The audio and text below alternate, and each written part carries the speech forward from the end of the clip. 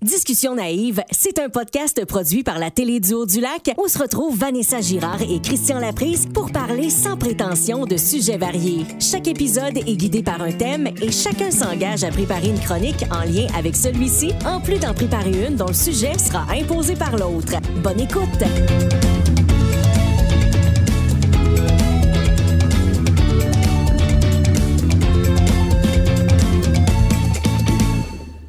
Bienvenue au 3e épisode de Discussion naïve. Bienvenue à Discussion naïve. Allô, Vanessa. Allô, Christian. Mais ça fait donc bien longtemps qu'on s'est vus. Je le sais. T'as changé. Je t'ai presque pas reconnu. Je me suis fait couper les cheveux cette semaine parce que j'ai le droit maintenant. Oh, wow. Mais oui, parce que là, il faut expliquer un peu le contexte, hein, parce que peut-être que vous l'écoutez de semaine en semaine.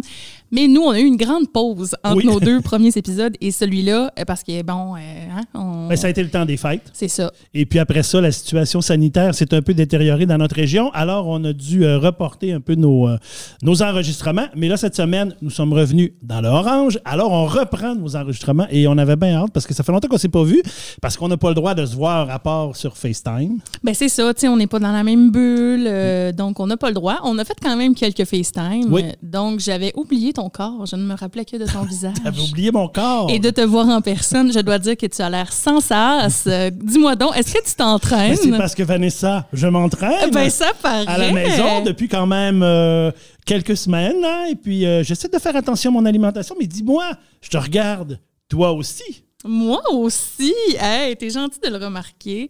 C'est vrai, moi aussi, je m'entraîne et je fais attention à mon alimentation. On fait un peu ce challenge-là en semi-ensemble. On s'encourage là-dedans. Oui, on s'encourage. Ben oui, ben c'est ça. Écoute, on a décidé que c'était le temps. C'était le temps. C'était là que ça se passait. Puis là, on s'est dit, tout le monde engraisse avec le confinement. Nous autres, on va maigrir. On va maigrir. Si on va surprendre tout le monde. Puis si on ne maigrit pas, on sera plus musclé. Et voilà, tout simplement. Parce que moi, c'est ça, je me dis, quand j'embarque sur la balance, je fais, mon Dieu, je n'ai pas perdu de poids, mais je suis donc plus musclé. Ben voilà, ça pèse pesant les muscles. Mais moi, je me pèse jamais. J'ai même pas de balance chez moi. Mais je sens bien que je perds absolument toutes mes paires de culottes. Donc, quand je suis rendue au point d'acheter une ceinture, je le sais que ça marche. Et moi, je me pèse une fois par semaine. Tu sais, j'essaie de ne pas en faire une obsession, mais je trouve ça le fun de me donner au moins ce petit savoir si, OK, c'est pas pire, ça va bien, ou si je dois faire attention. Mais tu sais que moi, j'ai des gros os. Oui, mais moi aussi. C'est ça. Alors, moi aussi, tout est dit. Maintenant que j'ai des gros os, j'ai l'excuse parfaite. Donc, je peux me permettre une semaine de pas trop. Mais c'est qu'en fait quand même du bien de se voir, de se voir en vrai. Vraiment. Puis de pouvoir recommencer nos enregistrements parce qu'on avait vraiment, vraiment hâte de recommencer. On a quand même réfléchi dans les 2 derniers mois parce qu'il s'est passé 2 mois à peu près là, entre le 2e et le 3e épisode. Donc, ça nous a permis de peaufiner des choses sur nos affaires. Oui, je pense. Puis nos concepts et tout ça se précisent de plus en plus. Oui. Fait que c'est ça. Là. Puis là, en plus, ben, tu sais, c'est public maintenant. Là, fait que c'est le fun de savoir qu'il y a des gens qui nous écoutent. Puis ben, merci d'être là à ceux qui nous écoutent d'ailleurs.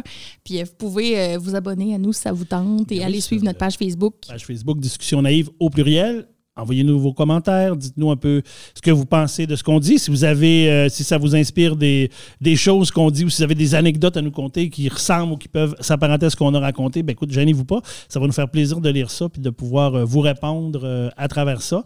Puis peut-être aussi si vous avez des idées de chroniques. Hein? On sait que si vous avez des idées de chroniques, ben vous pouvez nous les partager puis on va voir nous comment on peut rentrer ça dans nos épisodes qui s'en viennent. Et là, d'ailleurs, on va annoncer les chroniques et le thème dont on va parler aujourd'hui dans ce 3e épisode. Oui. On a choisi de vous parler des émotions. Et je pense que c'est un sujet qui nous connaît bien. On est quand même des personnes expressives. Émotives. On vit nos émotions. On les aime. On les mange. Et là, de ce temps-ci, on en mange moins. Moi, j'en mange moins. On les mange moins, c'est ça. Oui. Donc, on a beaucoup d'accumulés. Là. Fait que là, de partager avec vous, ça va faire du bien. On avait hâte de pouvoir les partager, nos émotions.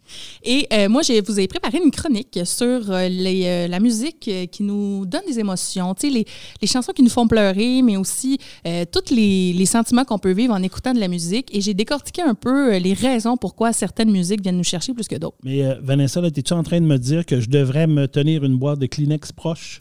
Ben, je veux pas trop faire de divulgateur, mais je pense qu'il est possible qu'on pleure dans cette émission. D'accord, je suis prêt. On se tient des Kleenex. Ça fait un petit bout que j'ai pas pleuré, je suis prêt. Oh mon Dieu, si on ouvre la valve, on est fait.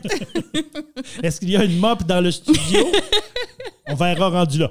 Puis toi, de quoi tu nous parles?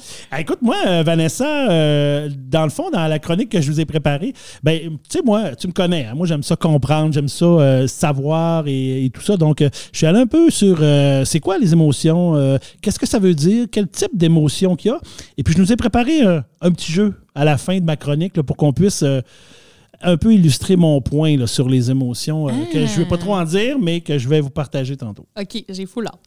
Ouais. Et ensuite, on s'est imposé des chroniques. Oh, alors, oui. moi, je t'ai demandé de nous parler des phobies pour ce 3e épisode. Oui, j'ai trouvé ça bien le fun à faire, ça. Donc, j'ai fait une petite recherche sur les phobies. On va parler de phobies qui sont peut-être, je dirais, connues plus que celles qu'on entend souvent, mais surtout aussi de phobies un peu plus étranges, des fois qu'on peut dire même loufoques, qui peuvent nous faire sourire, même si on s'entend que avoir une phobie, c'est grave. Là. On n'est pas là pour rire de la phobie comme telle, mais il y a quand même des phobies dans ce que je disais, puis c'est ce que les gens disaient. Il y a quand même des phobies qui peuvent faire sourire. Alors, on va aller un peu flirter avec ça pour voir ça donne quoi.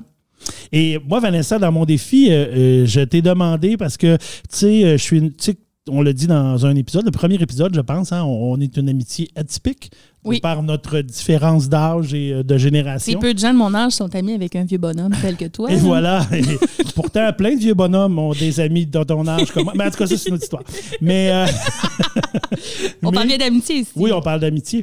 Mais il y a une chose que je ne comprends pas toujours dans les émotions, et c'est les emojis. Mm-hmm. Quel emoji mettre au bon moment et quoi faire? Et quand est-ce que je peux envoyer cet emoji plutôt qu'un autre? Ou dans quelle situation? Alors, je t'ai demandé de m'éclaircir ça pour m'éduquer afin que je ne fasse pas d'impair quand j'écris à mes filles puis que je leur mets des emojis, que je sois sûr de mettre le bon.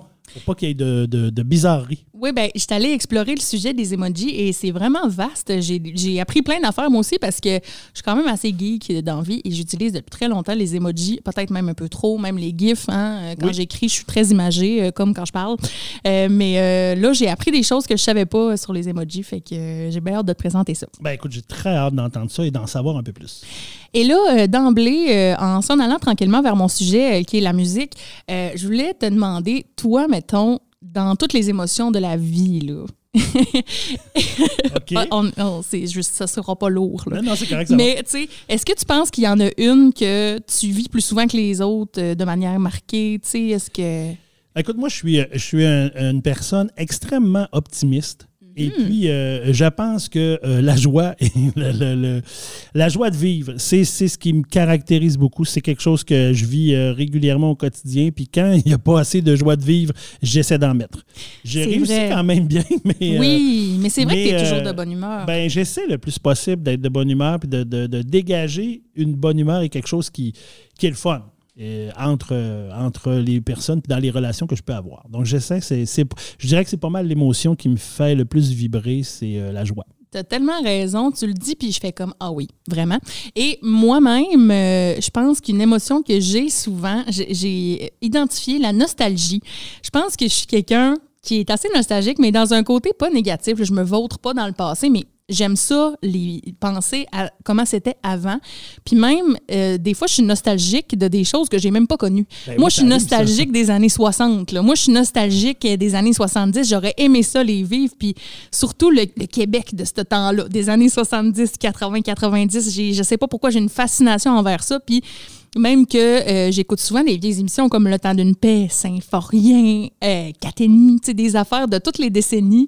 Puis je trippe, tu sais, parce que je trouve que ça représente ce qu'à ce moment-là, les Québécois étaient. Puis j'aime vraiment ça. Là. Je sais pas pourquoi, j'ai un peu une obsession envers ça. C'est fun. Puis moi, je te dirais là, que des fois, ça m'arrive même d'aller plus loin de, tu sais, genre le Far West. On va dire, hey, j'aurais aimé ça. Moi, vivre promener avec des bottes puis un gun, puis tu sais, faire des affaires dans la poussière. Là, je sais pas trop. Mais des fois, je me dis, ça pourrait être... ça, c'est quelque chose de le fun qui est intéressant. Donc, une petite nostalgie de...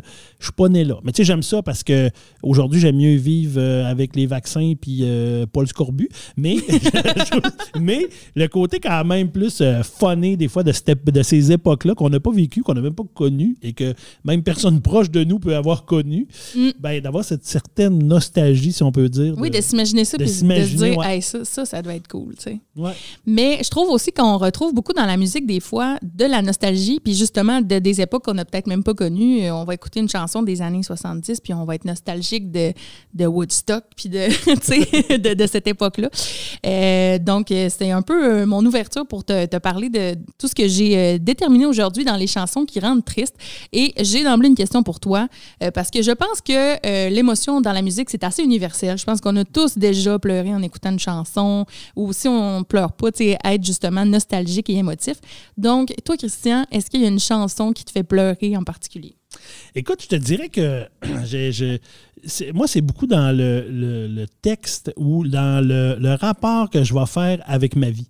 C'est souvent là qu'il y a des choses qui vont venir me chercher. Si ça parle de quelque chose qui vient me rejoindre, soit parce que je l'ai vécu, soit parce que ça a été un moment triste ou difficile, là, ça vient vraiment me chercher. Mais il y a en fait, tu sais, il y a une pièce, puis là, mes filles vont dire « ils vont rire de moi » parce qu'ils le savent, mais moi, je suis un fan fini des films de Pitch Perfect. Donc, le 1, le 2, le 3, je suis un fan fini. C'est un film de filles, des filles qui chantent dans un choral, puis tout ça, mais moi, je trouve ça, je ris, j'ai beaucoup de plaisir. Mais dans le premier film, qui est le meilleur, tant qu'à moi, ah oui, le premier, à la scène finale, quand, en fait, c'est Anna Kendrick, l'actrice principale qui chante. Et là, elle arrive et dans le fond, dans l'histoire, là, bon, là, je vais vous rapidement, mais dans le film, à un moment donné, son chum lui fait découvrir le film Breakfast Club avec, à la fin, la chanson de la fin de Breakfast Club. Puis là, je sais que je ne saurais pas le titre, puis je pense que c'est Don't You Forget About Me. Ouais, c'est ça. Ben, oui, c'est ça. Don't You Forget About Me. Puis, je cherche le groupe, mais... Ouais, là, j'allais dire Simple Mind, mais je ne sais pas. Oui, c'est ça. Hein? Oui, ouais, c'est ça. Donc, et cette chanson-là, et à la fin, dans le montage qu'ils font au concours national pour gagner le concours national à Capella. Et il s'était un peu embrouillé, elle s'est un peu embrouillée avec son chum et à un moment donné, elle chante cet extrait-là et elle regarde son chum qui est dans l'assistance. Puis là, ils ne s'étaient pas reparlé depuis un petit temps, puis ils sont comme un peu en froid. Et juste au moment où lui, il lui fait le signe dans le fond que fait l'acteur à la fin du film. Il lève son poing en l'air sur la toune. Et cette scène-là, écoute, j'en parle puis je frissonne. Ça sert à rien depuis des années. Je l'écoute, je sais que ça va arriver, mais je suis incapable de ne pas verser 2-3 larmes.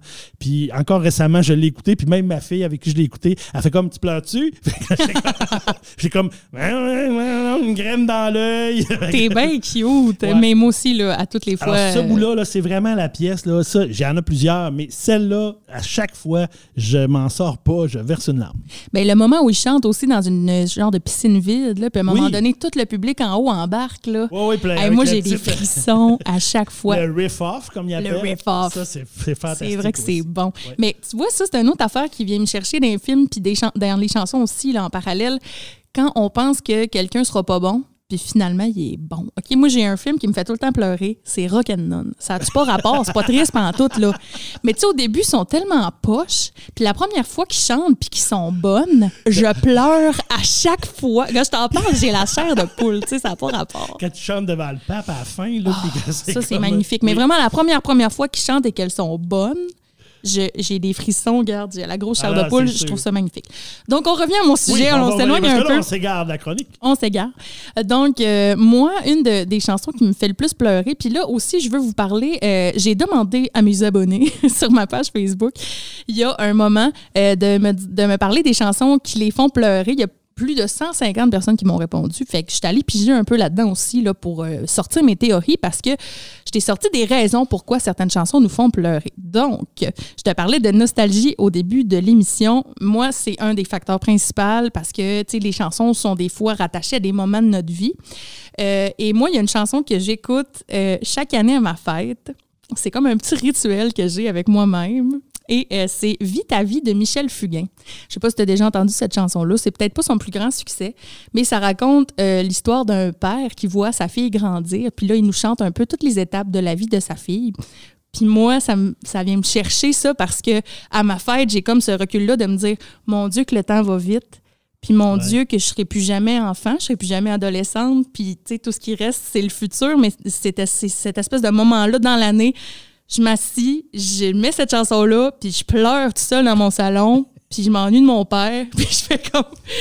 Oh, tu sais. Oh, la fille à son père. Ben, parce que je suis la fille à mon père, mais à ma mère aussi, là, mais tu sais, je suis quand même la petite fille à son papa. Fait que, tu sais, cette chanson-là, elle vient vraiment me chercher, puis c'est ça, c'est tout le côté nostalgique. Là. Ben, c'est pour ça que, comme je disais tantôt, c'est difficile de déterminer des fois une chanson qui est plus triste. Si on voulait faire le palmarès des chansons tristes, mais c'est parce que la chanson va nous faire pleurer, mais n'importe quelle chanson peut nous faire pleurer, parce que souvent, on l'associe à, comme tu dis, à quelque chose qu'on vit ou qu'on a vécu ou qui fait un parallèle avec quelque chose qui vient nous chercher. Et c'est là que ça va venir. Moi, quand il est question d'enfants dans des chansons, que je me mets à penser à mes filles, écoute, c'est automatique. Les yeux me viennent pleins d'eau, puis juste à m'imaginer ce qui pourrait arriver ou des choses comme ça. Fait que, tu sais, c'est ça qui nous vient nous chercher aussi souvent. Vraiment. Et il y a aussi, en fait, j'ai réussi à identifier le sentiment de nostalgie parce que je le retrouvais dans des sons particuliers, dans des chansons. Des fois, c'est même pas dans des paroles. C'est vraiment des sons qui sont tellement fortement attachés à une période de ma vie. Puis je t'ai sorti un petit exemple. Je veux pas trop mettre d'extrait parce que, ben, on n'a pas le droit avec les droits d'auteur et tout ça. On essaie de s'en tenir à moins de 10 secondes. Mais je t'ai sorti 2 sons qui, pour moi, viennent créer ce sentiment-là, vraiment de nostalgie. C'est la nostalgie des années 90. Moi, je suis née en 88, fait que j'ai grandi dans les années 90. Puis moi, ces chansons-là me rappellent quand on se promenait l'été en voiture avec mes parents, puis qu'on allait chercher une crème molle, puis qu'on mettait la radio, puis c'était ces chansons-là, puis c'est des sons vraiment précis. C'est un petit son de clavier, OK? C'est vraiment très, très marqué dans les années 90. Des années 90. Exactement. Fait que la première chanson, c'est une chanson de Marjo qui s'appelle « Je sais, je sais ».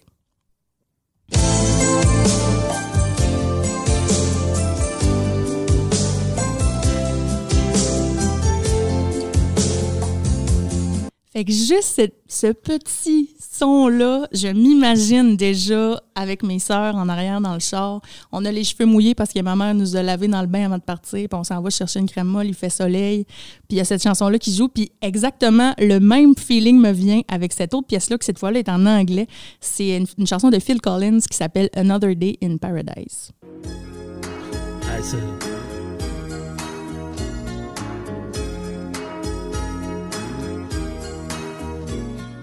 Même genre de petit son. C'est pareil. Ça vient chercher ça te ramène à l'époque. Veux pas. Moi, c'est les années 90, j'étais dans ma vingtaine, donc jeune vingtaine. Fait que ça me ramène vraiment là, à l'université, ces choses-là. Donc, je suis vraiment.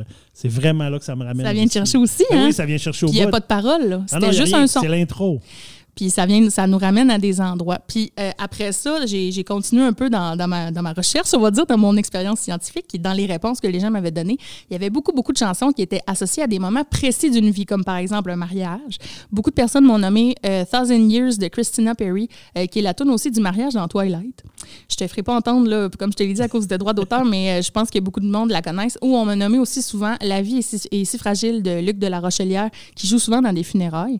Fait que là, c'est comme un peu un mélange de, oui, les paroles, mais le moment, tu sais, ça nous ramène à des moments souvent tristes ou touchants, puis c'est un sentiment fort, puis c'est là, tu sais, que ça va nous faire pleurer parce que c'est vraiment attaché à un moment particulier. Après ça, j'ai trouvé une troisième raison, les paroles, hein, parce qu'il y a des paroles qui vont vraiment venir nous chercher, tu sais, et puis outrepasser la musique et la mélodie, c'est vraiment les paroles. Je t'ai sorti un peu des exemples que les gens m'ont donnés. Le bureau du médecin des 3 accords. Les 3 accords qui font de l'humour, mais cette chanson-là, c'est vrai qu'elle vient vraiment nous chercher. Le ciel est backorder de Tire le Coyote. Allô Maman Bobo de Alain Souchon, qui a été repris aussi par Elliot Maginot récemment, qui est sorti quelques fois dans les réponses que les gens m'ont données. Fait que là, on se concentre vraiment plus sur les paroles. Et là, je voulais faire une petite expérience avec toi. Ben écoute, vas-y. Parce que c'est vrai, hein, puis des fois, on accroche sur une... Tu sais, puis on va accrocher sur une pièce, sur une chanson, sur une toune. Exemple, une toune dans une autre langue ou en anglais, ou des fois, on va accrocher parce que le beat est bon, parce que la musique est bonne, parce qu'on aime ça, mais on ne s'attarde pas toujours aux paroles. Fait que des fois, on s'attarde aux paroles pour faire « Oh mon Dieu, c'est pas fort ». Ou encore là, on peut être surpris à aller dire « Ben là, il y a vraiment un texte fort ». Puis une fois qu'on comprend les paroles, ben là, ça prend tout un autre sens. Quand c'est en français, heureusement, quand c'est dans notre langue, ben on réussit quand même à bien comprendre le sens. Mais tu sais, c'est ce qui vient faire aussi, que c'est le fun de comprendre et le sens autour de tout ce qu'il y a dans la musique aussi. Et donc, pour vous faire un peu de la démonstration de ça, j'ai choisi une chanson en français que je vais te lire. Donc, je ne vais pas te la chanter, je ne vais pas te la faire entendre. Je vais simplement te la réciter un peu comme un poème. Est-ce que je dois le deviner, la chanson? Non, je vais la dire. Parfait, tu vas la dire. C'est la chanson « Une mère » de Linda Lemay. Et là, je t'explique pourquoi j'ai choisi cette chanson-là. Je suis pas nécessairement fan de Linda Lemay, c'est pas vraiment ma génération, mais ma mère était extrêmement fan d'elle quand j'étais plus jeune, fait que ça a joué beaucoup là, chez nous. Et aussi, particulièrement cette chanson-là, je la connaissais pas, puis dans une autre époque de ma vie, je faisais de la radio. Et j'ai eu à présenter cette chanson-là. Je l'avais jamais entendue. Je l'ai présentée. La chanson a joué, puis j'étais toute seule avec mes écouteurs en studio, puis je me suis mis à écouter les paroles. Mais là, fallait que je parle après, là. Mais moi, je pleurais, j'étais en sanglots. Puis je suis revenue en ondes, puis j'ai dit c'était Linda Lemay avec une mère, je m'excuse. Ça m'a vraiment venu me chercher. Mais tu sais... Fait que, puis j'ai partagé aussi cette anecdote-là avec ma collègue du temps qui est devenue une de mes meilleures amies, Valérie Dionne. D'ailleurs, c'est elle qui fait la voix au début de notre jingle. On la salue puis on la remercie beaucoup. Oui. Parce qu'elle aussi, ça la fait toujours pleurer, cette chanson-là. Et donc, je vais vous réciter un extrait de cette chanson et je vais essayer de ne pas pleurer, mais en tout cas, je vais essayer de me rendre à la fin. Ça va être déjà ça. Et je salue ma mère. Alors, une mère. Mon Dieu, je suis déjà stressée. Tu sais, ça shake, ça n'a pas de bon sens. Tu sais, tu pleures déjà, j'ai même pas commencé. Bon. Une mère, c'est plus comme les autres filles. Ça oublie d'être fière, ça vit pour sa famille. Une mère, ça se confine aux bercailles. C'est pris comme un noyau dans le fruit de ses entrailles. Une mère, c'est là que ça nous protège. Avec les yeux pleins d'eau, les cheveux pleins de neige, une mère, à un moment, ça se courbe. Ça grince quand ça se penche, ça n'en peut plus d'être lourde. Ça tombe, ça se brise une hanche, puis rapidement ça sombre, c'est son dernier dimanche. Ça pleure et ça fond à vue d'œil, ça atteint la maigreur des plus petits cercueils. Oh bien sûr, ça veut revoir ensemble toute sa progéniture entassée dans sa chambre, et ça fait semblant d'être encore forte jusqu'à ce que son cadet ait bien refermé la porte. Et lorsque toute seule, ça se retrouve, ça attend dignement que le firmament s'entrouvre. Et puis là, ça se donne le droit de fermer pour une fois les deux yeux à la fois. Une mère, ça ne devrait pas partir, mais on ne peut rien y faire, mais on ne peut rien dire. T'es tellement belle, Vanessa, quand je te vois. Écoute, je t'écoute. Veux pas, ça nous arrache un peu une larme. On n'a pas le choix, là, parce que quand tu penses, en fait, c'est quand tu penses au sens et à la profondeur de tout ça. Juste réciter des mots, c'est réciter des mots. Mais quand tu penses à la profondeur, je pense que c'est ça. Puis c'est beau de te voir, de voir ton émotion. C'est triste. Moi, je vois Vanessa. Je sais que vous ne la voyez pas, mais moi, je la vois. Donc, c'est beau de voir l'émotion que tu as à travers ça. Puis c'est tellement profond. Puis, tu sais, c'est vrai. En fait, c'est vrai. Puis c'est moi, en tant que parent, c'est tellement quelque chose des fois. Ben, quand je te disais tantôt, quand je pense à mes filles, quand je pense à ça, c'est souvent des choses comme ça qui vont venir m'arracher le cœur, puis qui vont venir m'arracher une larme. Puis des fois, je suis tout seul dans mon auto, puis je pars à pleurer parce que, bon, il se passe quelque chose comme ça, un texte comme ça. Puis moi, ça me ramène à mes filles, ça me ramène à la vie. Tu sais, j'ai 50 ans, on vieillit, la misère à se pencher et se courber, la fracture de hanche. Bon, j'ai pas eu de fracture de hanche, mais je peux comprendre un peu le sens de la vieillesse à travers tout ça, puis c'est ça un peu que je vois, fait que c'est merveilleux. C'est magnifique, tu sais, puis mon Dieu, ça me touche tellement ce texte-là parce que c'est vrai que nos mères sont merveilleuses. Tu sais, moi, je le vois vraiment avec mes yeux de fille parce que j'ai pas d'enfant, mais quand je lis ce texte-là ou quand j'entends la chanson, c'est à ma mère que je pense, et puis je me dis, mon Dieu, c'est tellement vrai, puis tu sais, moi, je vieillis, donc mes parents aussi, puis tu sais, des fois, t'es longtemps sans les voir, mettons, puis là, t'es revois, puis tu fais « Ah! » Tu sais, on dirait que je me rends pas compte qu'ils vieillissent, mais ils vieillissent. Ben oui, ils sont beaux, puis ils sont magnifiques, puis ils sont en forme. Là. Surtout actuellement, avec la pandémie, on ne peut plus les voir comme on voudrait les voir. Tu sais, les miens, c'est pareil. Mes parents, ils sont encore quand même en forme. Mon père a 82 ans, ma mère a 78. Mais tu sais, ils sont en forme. Mon père conduit encore, il a son véhicule. Fait que tu sais, il pourrait, mais Colin, il ne peut pas venir nous voir, il peut plus, on ne peut pas trop y aller, on y va, on reste dehors. Mais effectivement, quand on voit des choses comme ça, ben, on pense à nos parents, puis le temps passe. Puis c'est du temps précieux qu'on comprend tous qu'il faut faire attention, qu'on ne peut pas se rassembler, tout ça, mais c'est tellement du temps précieux, je trouve, des fois, qu'on perd avec nos parents, avec les êtres chers aussi, avec nos amis, peu importe. Donc, c'est vivement qu'on... En tout cas, je ne vais pas rentrer dans ma chronique de tantôt parce que je vais avoir mais vivement qu'on retrouve une vie un peu plus sociale, intéressante puis agréable pour vraiment arrêter de perdre ces temps-là, puis ces moments-là qui sont si précieux. Je pense qu'on est pareil là-dessus. Toi puis moi, on est proches de nos familles. Tu sais, autant nos frères, nos sœurs, les enfants, nièces, neveux. Fait que, tu sais, c'est ça. C'est vraiment dur en ce moment. Puis c'est ça. J'ai hâte qu'on puisse se revoir. Et je les salue s'ils sont à l'écoute. Et j'espère que maman, tu n'as pas trop pleuré. Ben, je les salue aussi, moi, parce que je ne les ai pas rencontrés encore, tes parents. Mais vrai, un jour, j'espère que j'aurai l'occasion de leur dire bonjour. Je connais une de tes sœurs. C'est la seule que je connais. C'est vrai. Un jour, je t'inviterai dans un party de famille, Christian. Donc là, on a parlé des paroles. Là, on va changer un peu. On va parler de la musique parce que des fois, même sans paroles, comme tantôt, je t'ai fait d'écouter des pièces des années 90. Puis, tu sais, ça nous a fait vivre quelque chose. Et il y a quand même un petit côté plus scientifique à ça, c'est-à-dire qu'il y a certains accords dans la musique, les accords mineurs, entre autres, qui vont sonner plus tristes. Puis pour vous faire une démonstration de ça, je vais vous faire entendre la chanson Bonne fête au piano. Ah oui? Puis après ça, la personne dans la vidéo va changer la tonalité. Et vous allez voir ce que je veux dire. On va être dans une toute autre atmosphère. Oui, okay? Le mode mineur est reconnu pour ça. Le mode mineur est reconnu pour sa tristesse, pour son côté plus sombre un peu. Exact. Tandis que le mode majeur est plus éclaté et plus joyeux. Mm-hmm.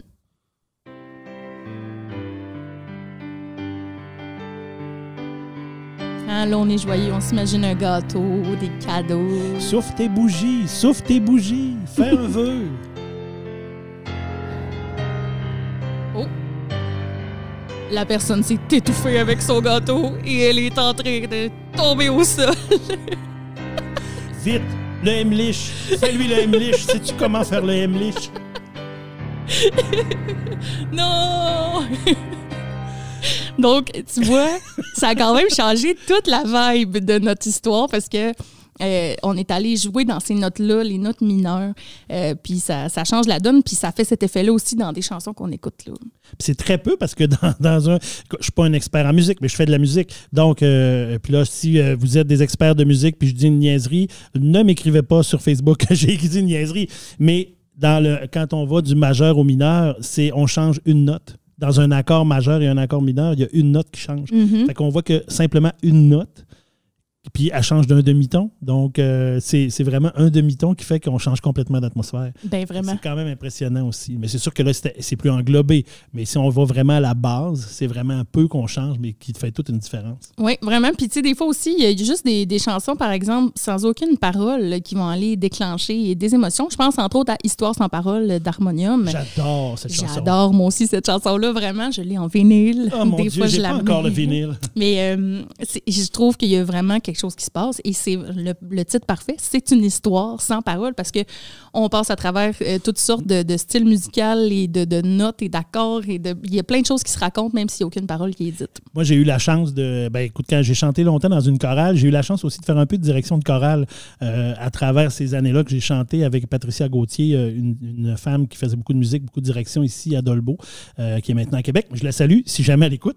Donc, et puis, une année, si ma mémoire est bonne, c'est Patricia qui avait fait l'arrangement pour chorale de Histoire sans parole. Puis on l'avait chanté, je l'avais dirigé au ralliement choral de La Gaillarde, là où il y a genre 200-250 choristes. Donc j'avais dirigé ça, Histoire sans parole. C'était, si ma mémoire est bonne, c'était au Holiday Inn à Arvida. Donc on était vraiment, puis je me demande si on n'était pas plus que ça sur scène, mais c'était vraiment trippant. Puis tu sais, il n'y a pas de parole. Puis dans le fond, on avait fait, parce que Histoire sans parole, on s'entend, c'est une pièce qui dure 17 ou 18 minutes, là, mais c'est juste la section du début, en fait, là, l'espèce de mélodie du début qui dure peut-être 2 minutes et demie, 3 minutes. C'est cette section-là que Patricia avait arrangée en version chorale. Mais écoute, c'était merveilleux, c'est magnifique. Ça devait être tellement Alors, c'était beau. vraiment le fun. Moi, je recevais ça d'en face parce que je la dirigeais comme une tonne de briques. Puis tu fais comme, waouh, c'est beau, ça te donne des frissons partout. As-tu un extrait de ça quelque part? Je ne sais pas si ça existe et je sais pas si c'était filmé. Je dois avoir quelque chose dans mes vieilles archives de chorale. Faudrait que j'essaie de retrouver ça pour vous faire entendre un petit bout si de tu ça. nous le trouves là, au prochain épisode, on ouvre avec ça. On le fait entendre. Écoute, je vais essayer de regarder ça. Je vais terminer ma chronique parce que là, j'ai l'impression que ça fait très longtemps que je parle. Mais dans le fond, ce que je voulais rajouter, c'est que des fois aussi, outre les paroles, la musique et tout ce qui englobe, c'est simplement la voix d'un artiste qui va venir vraiment nous chercher.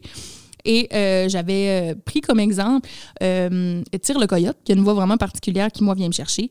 Leonard Cohen aussi, qui n'est pas quelqu'un qui avait une si grande voix, tu sais, que ça, mais qui venait tellement y mettre des émotions que ça venait absolument me chercher.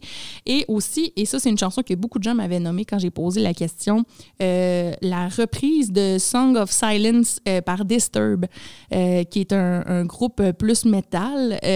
Puis le gars, il a vraiment une voix très profonde. Là, ça joue quand même souvent à la radio. Je sais pas si tu as déjà entendu. J'ai entendu ça, oui. Donc ça, là, ça vient chercher les gens aussi. Et moi, j'ai sorti une chanson qui, je pense, est un mélange de tout ça. Donc les paroles, la musique, la voix et la nostalgie. Et ce serait Hurt, repris par Johnny Cash, qui est une chanson à la base de Nine Inch Nails, qui a été reprise par Johnny Cash dans sa dernière année de vie, avec un vidéoclip qui accompagne ça.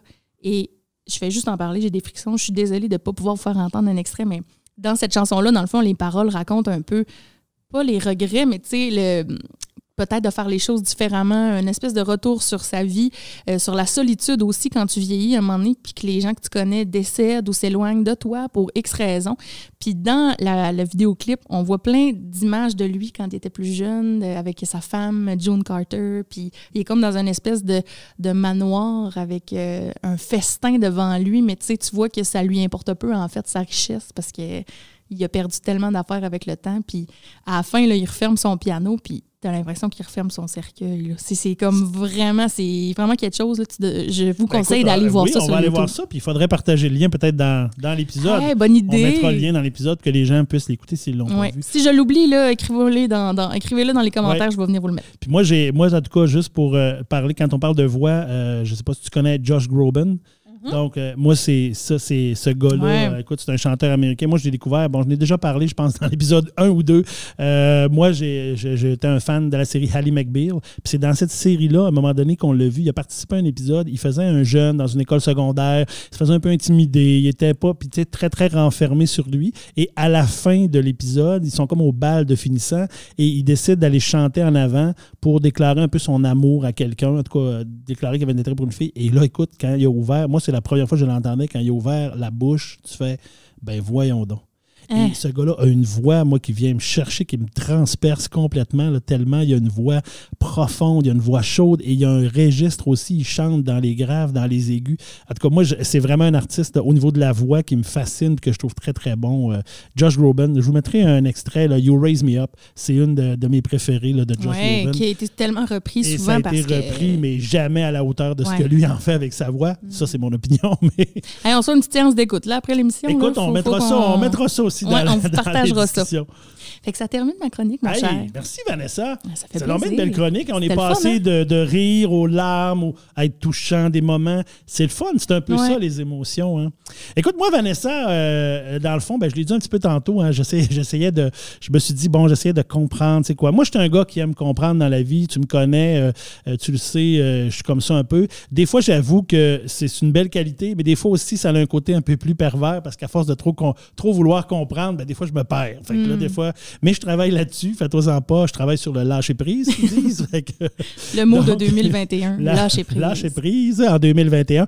Donc, je travaille là-dessus mais ça m'a amené quand même à aller chercher. J'aime comprendre. Donc, je me suis demandé combien il y avait d'émotions. J'ai commencé par me dire, il y en a combien d'émotions? Et Vanessa, sais-tu qu'il y a combien d'émotions? Non, je sais pas. À peu près. Faut que je dise à peu près. À peu près. 18. 18. Et imagine-toi donc, on aurait en principe 6 émotions génétiques. Donc, à notre naissance, tout le monde, on a 6 émotions de base qui sont génétiques. Ça, tout le monde les a. Donc, on parle de l'agressivité, de la tristesse, de la crainte, le dégoût, la surprise ou l'intérêt et l'excitation, la joie. Donc, on dirait que les émotions de base, ça, tout le monde les a. C'est les émotions qu'on a. Et puis que, dans le fond, les autres émotions, parce qu'il y en a plusieurs des émotions, on en connaît plein d'autres. Tu as parlé de nostalgie tantôt. L'amour, la honte, toutes sortes de choses comme ça. Je ne sais pas pourquoi on a mélangé amour et honte. Je ne sais pas. Je l'ai mélangé. Bref. C'était très drôle. Mais en fait, toutes ces émotions-là, dans le fond, il y a certaines personnes qui disent que ces émotions-là seraient, dans le fond, des mélanges ou des combos des émotions de base qui existent déjà. Donc, c'est un petit peu ça que j'ai regardé. Puis là, je me suis demandé, ça sert à quoi, les émotions? émotions parce que, tu sais, on est des êtres émotifs. L'être humain est un être émotif. Donc, on est plein d'émotions, on est chargé d'émotions. Et là, je me suis rendu compte qu'en fouillant un peu, que les émotions, ça servait beaucoup à communiquer ou à influencer, communiquer aux autres ou les influencer. Parce que, dans le fond, la mission première, souvent, d'une émotion, hein, c'est d'envoyer un message qui va peut-être influencer les autres personnes. Puis ça peut même influencer les émotions des autres. Exemple, si, mettons, quelqu'un fait une colère à côté de toi, ben ça va t'influencer parce que on va avoir le réflexe de se retirer, de faire « Oh, je ne vais pas trop m'approcher parce que ça n'a pas l'air le fun ». Ou encore quelqu'un qui va être triste ou qui va avoir du désespoir, ben ça va t'influencer à aller peut-être vers la personne pour prendre soin d'elle ou en tout cas donner un peu de réconfort. Donc, l'émotion va servir à ça. Et l'émotion aussi, ça organise et ça motive l'action. Bon, donc, évidemment, si tu as peur, ça va te motiver à fuir. Oui. Si tu es en colère, ça risque de te motiver à attaquer. Quand tu as de la joie... À te défendre, oui. À te défendre, à attaquer. Quand tu as de la joie, ben, tu as le goût de le partager. Donc, ça va te motiver à partager ta joie avec les autres. Donc, ça va servir un peu à motiver ton action. Et aussi, ça nous donne aussi les émotions, de l'information sur nos besoins du moment. Donc, quand on vit une émotion, ça nous informe de ce que l'on vit, des signaux d'alerte. Souvent, des fois, on va se demander, exemple, quelqu'un qui va vivre de la colère par rapport à sa relation, ben peut-être que ça signifie qu'il ne se sent pas respecté dans sa relation. Peut-être que c'est une relation qui n'est pas en équilibre. Peut-être qu'il y a de l'injustice. Donc, l'émotion, c'est important de savoir la reconnaître et de l'absorber pour savoir pourquoi je vis ça.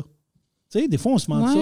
Pourquoi je suis fâché? Ben, c'est parce que peut-être qu'il y a quelque chose en dessous de ça qui fait que... Qu'est-ce que je suis en train de vivre? Qu'est-ce que tu es en train de vivre? Et pourquoi? Est-ce que le stress est considéré comme une émotion? Bien, j'ai pas vu le stress dans les émotions, mais j'ai l'impression que le stress, j'aurais tendance à dire, puis là, je me trompe peut-être, mais j'aurais tendance à dire que c'est peut-être plus une manifestation. C'est comme un comportement qui est en lien avec une émotion. Tu sais, si tu es stressé, la peur, souvent. avec la peur, tu vas avoir du stress, tu vas faire de l'anxiété, tu sais, parce que souvent, on va parler d'anxiété, tout ça, mais ces choses-là, la peur, le stress, l'anxiété, ça va être souvent des manifestations un peu plus de l'émotion. Fait que là, c'est pour ça que des fois qu'on va dire, bien, qu'est-ce qui te fait vivre du stress? Qu'est-ce qui te fait vivre de l'anxiété? Et c'est là que tu vas aller peut-être plus voir c'est quoi l'émotion qui est cachée en dessous de cette anxiété-là puis du stress que tu vis. Ça a du sens? Oui. On ne s'est pas perdu. Je vous rappelle qu'il n'y a rien de scientifique là-dedans. On jase. On fait semblant.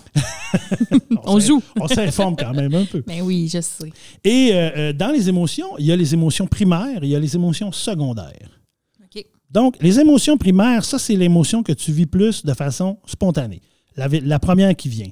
Exemple, je suis avec toi, on jase, je dis quelque chose, ça te fait de la peine, ton émotion, t'es triste.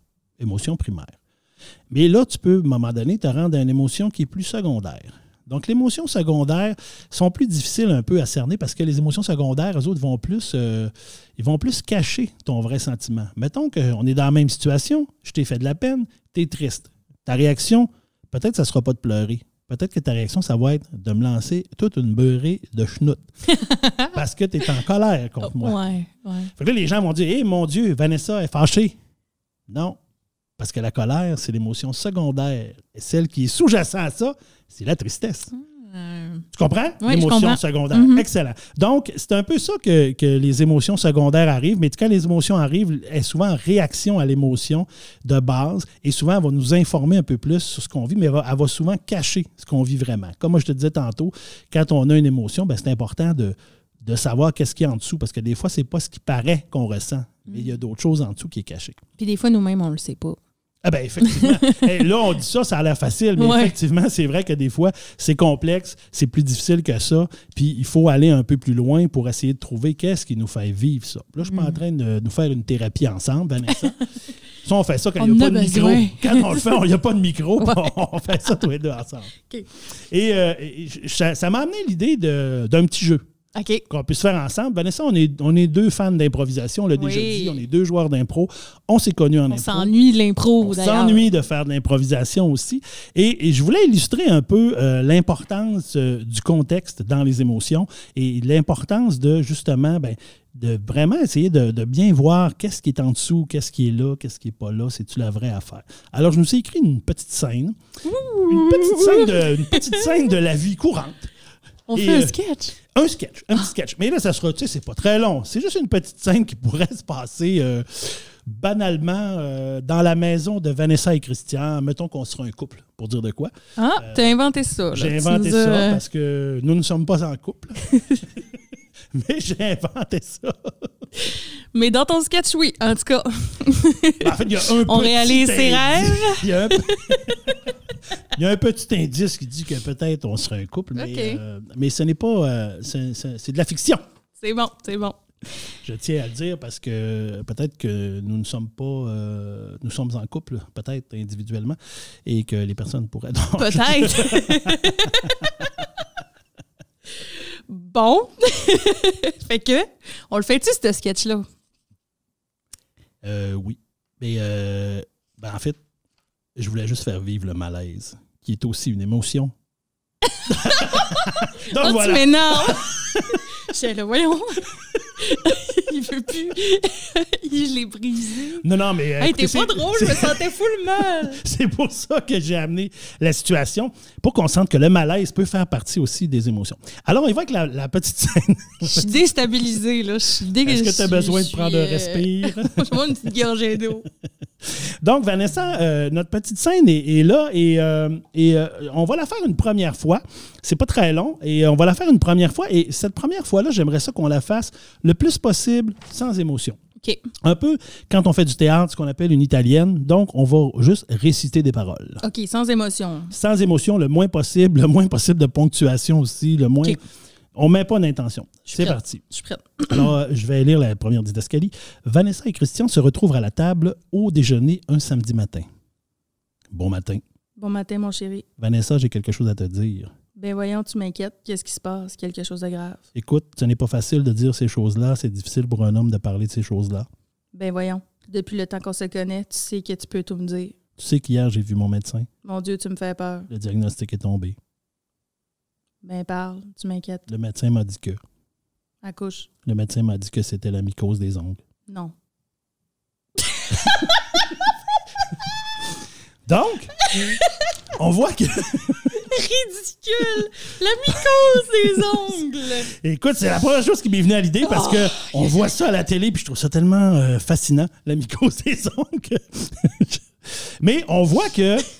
Hein, là, on dit on a vraiment fait un effort pour pas mettre d'émotion, pas rien, puis il y a un peu de distorsion dans le message. Tu écoutes une conversation comme ça, puis tu dis, voyons, ça se peut pas. En même temps, le message, on dirait que ça va être un message intense, triste, mais en même temps, à la fin, tu fais, ben ça n'a pas rapport. En tout cas, c'est comme la mycose des ongles, c'est moins pire que si on s'était annoncé un cancer, pour dire de quoi. Ouais, donc, mais alors, c'est sûr que j'ai trouvé ça dur, hein, de mettre aucune émotion, by the way. C'est pas facile. C'était dur. On est des êtres émotifs. On parlait vite, là, on était comme...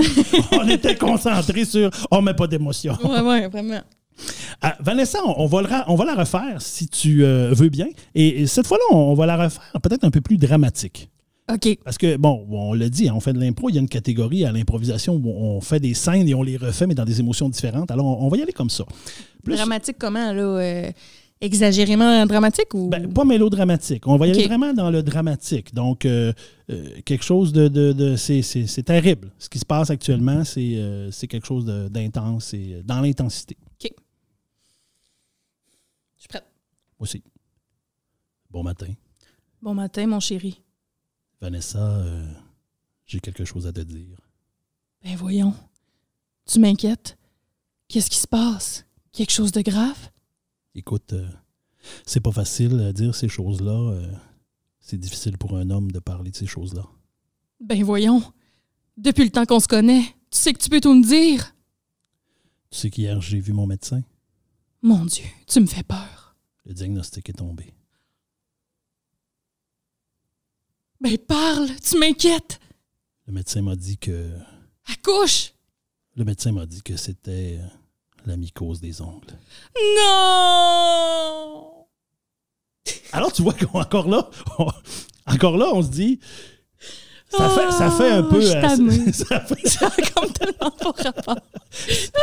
Ça fait un peu Santa Barbara ou encore Dallas où le cœur a ses raisons un peu. Tu sais, ça fait, mais tu vois que ça ne fit pas. On dit non, ça marche pas dans ça, cette histoire-là. Mais Vanessa, je te dirais, on va la refaire une autre fois. On s'excuse aux gens, on la refait quelques fois. Mais donc, on va la refaire une autre fois. Et cette fois-là, on va la faire un peu plus léger parce que Bon, quand on la lit, ça fait 3 fois qu'on la fait, là, on comprend, ça fait 2 fois, mais on comprend que c'est de la mycose. C'est quand même une nouvelle qui s'annonce bien au déjeuner, mais qui ne demande pas nécessairement une émotion très, très, très grave. OK. Alors, on va y aller un peu plus léger. Bon matin. Bon matin, mon chéri. Vanessa, j'ai quelque chose à te dire. Ben voyons, tu m'inquiètes. Qu'est-ce qui se passe? Quelque chose de grave? Écoute, c'est pas facile à dire ces choses-là. Là. C'est difficile pour un homme d'en parler de ces choses-là. Ben voyons donc, depuis le temps qu'on se connaît, tu sais que tu peux tout me dire. Ben, tu sais qu'hier, j'ai vu mon médecin. Mais mon Dieu, tu me fais peur, là. Ben, écoute, le diagnostic est tombé. Ben parle, tu m'inquiètes? Le médecin m'a dit que... Ben, couche. Le médecin m'a dit que c'était la mycose des ongles. Non. Ben oui. Oh, Ben, tu sais, dégueulasse. entre autres. Eh non. Fait que, tu sais, tu vois que c'est une nouvelle qui s'annonce un peu plus comme ça. Ouais, Puis là, j'ai voulu ouais. pousser un peu l'histoire pour dire, parce que des fois, on écoute ça dans la vie, puis on s'aperçoit. Puis encore, il n'y a pas longtemps, j'ai écouté un film un peu, pas d'horreur, mais avec un suspense ou quelque chose comme ça.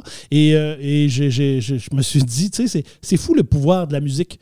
Parce qu'un film d'horreur ou de suspense, pas de musique, c'est un autre niveau, au niveau du stress et on l'anticipe pas vraiment autant. Hey, ça me fait rire parce que mon père fait tout le temps ça. Il écoute des films d'horreur sur mute. Tu sais, des fois, on est comme, on t'écoute la TV, pas de son. Ouais, c'est un film d'horreur, là, je vais baisser le son. Et il le mettait comme pas fort. Il le baissait comme, des fois, vraiment mute, là. Puis il écoutait le film. Ben, tu sais, les bouts apeurants, il enlevait le son. Pas mal mais moins c'est vrai que épeurant. c'était moins C'est peurant. pas mal moins peurant. Parce que la musique, elle t'amène à savoir que tu vas faire le saut, mais tu sais pas quand, mais tu sais que ça s'en vient. Ah oui, vraiment. Mais si tu sais pas que ça s'en vient, tu fais pas mal moins le saut. Fait qu'on va refaire la même scène et cette fois-là, on va mettre une musique. On va s'inspirer de la musique pour faire la scène. C'est OK, parti. parfait.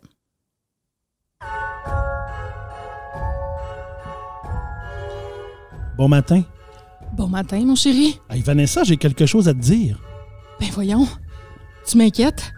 Qu'est-ce qui se passe? Quelque chose de grave?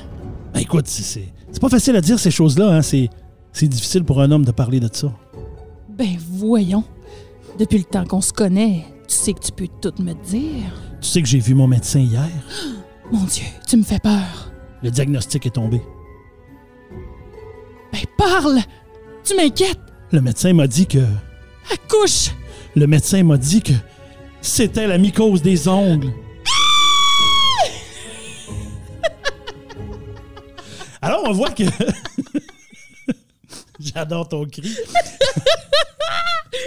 C'est donc bien le fun, Alors, le jeu. tu vois que dans le fond, hein, l'ambiance nous aide aussi. Donc, des fois, dans les émotions, juste la musique va nous amener dans une certaine émotion. Et écoute, pour terminer, on va refaire encore la scène. Okay. Mais comme je pense qu'on devrait faire une scène comme ça, quand je l'ai écrite, c'est un peu le feeling que j'avais dans la tête. OK. Alors, écoute, on fait ça, Vanessa, et on se laisse inspirer, d'après moi, comment ça devrait être. OK. Bon matin! Hey, bon matin, mon chéri! Hey, Vanessa, j'ai quelque chose à te dire. Ben voyons donc, tu m'inquiètes? Qu'est-ce qui se passe, là? Quelque chose de grave? Écoute, c'est pas facile de dire ces choses-là, hein? C'est difficile pour un homme de parler de ces affaires-là. Ben voyons, depuis le temps qu'on se connaît, tu sais que tu peux tout me dire. Tu sais qu'hier, j'ai vu mon médecin. Mais mon Dieu, tu me fais peur, là. Le diagnostic est tombé.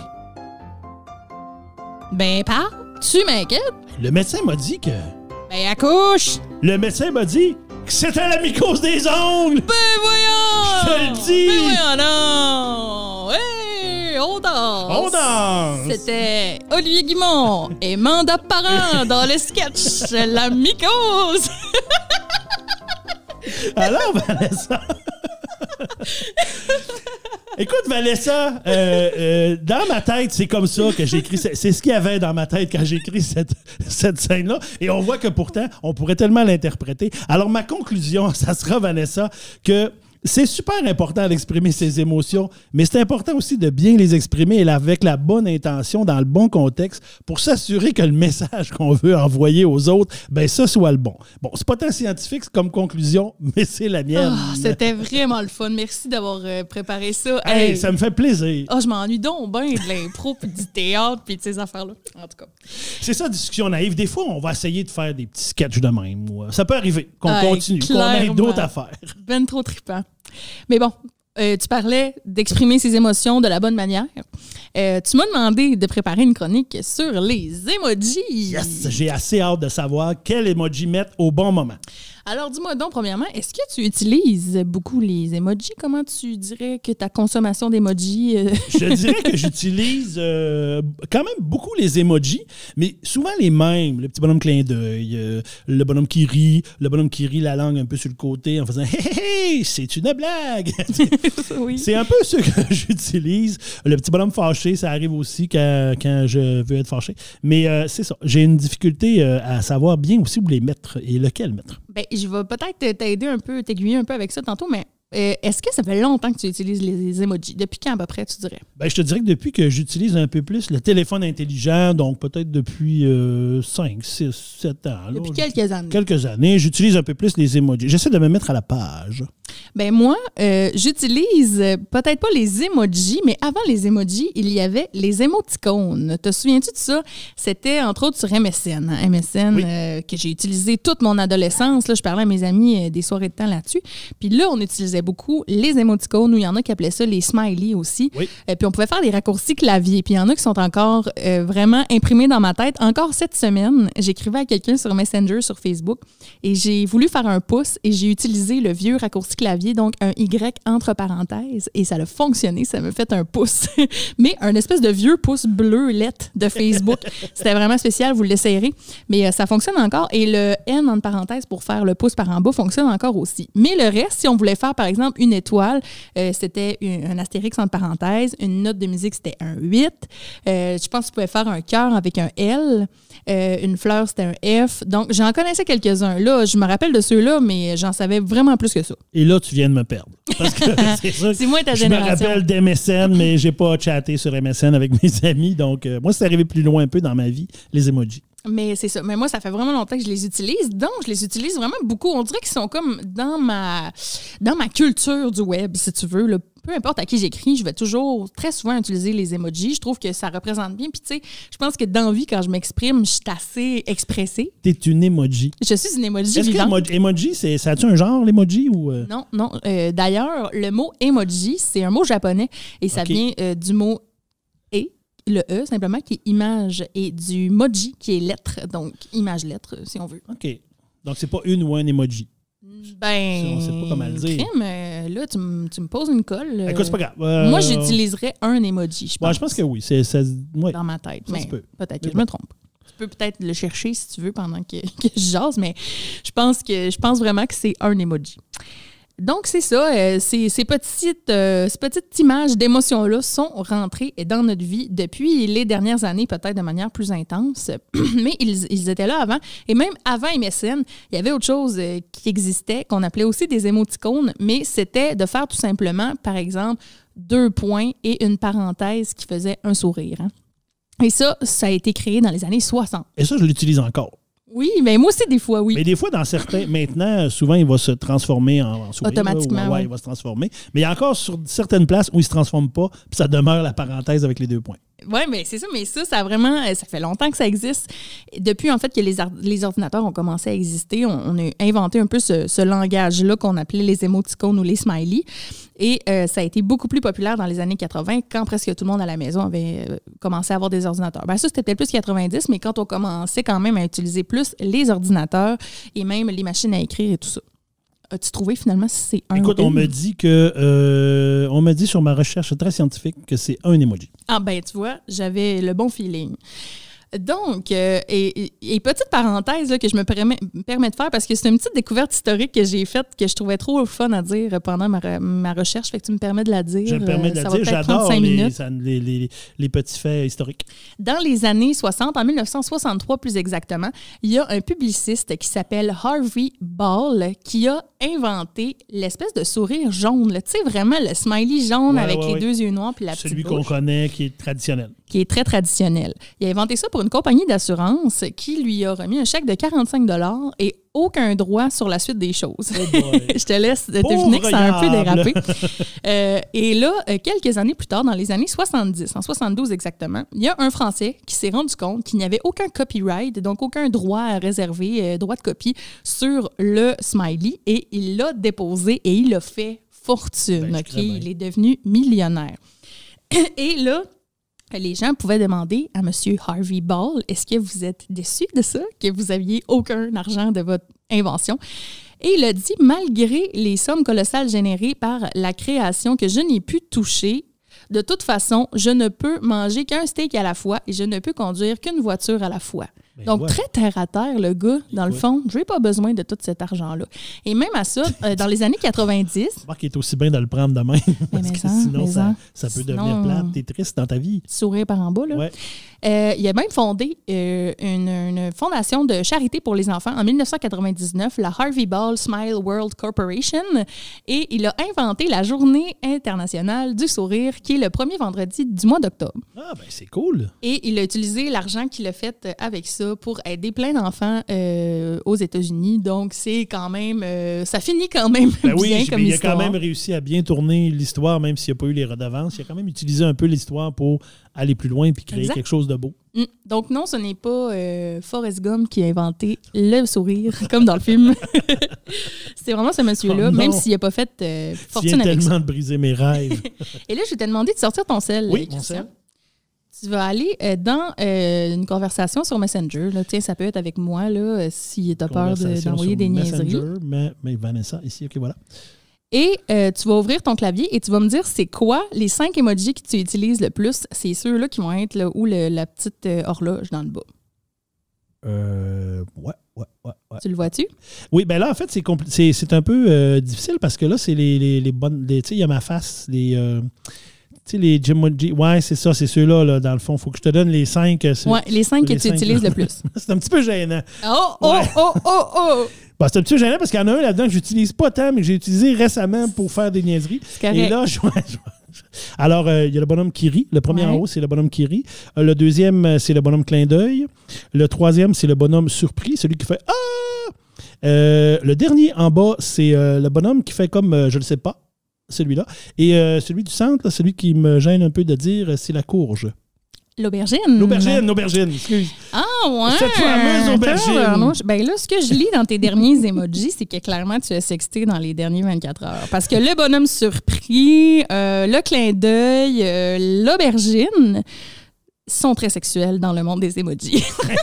Tu vois, d'où l'importance que tu m'éduques sur ça. Parce que ce n'est pas arrivé ce que tu dis.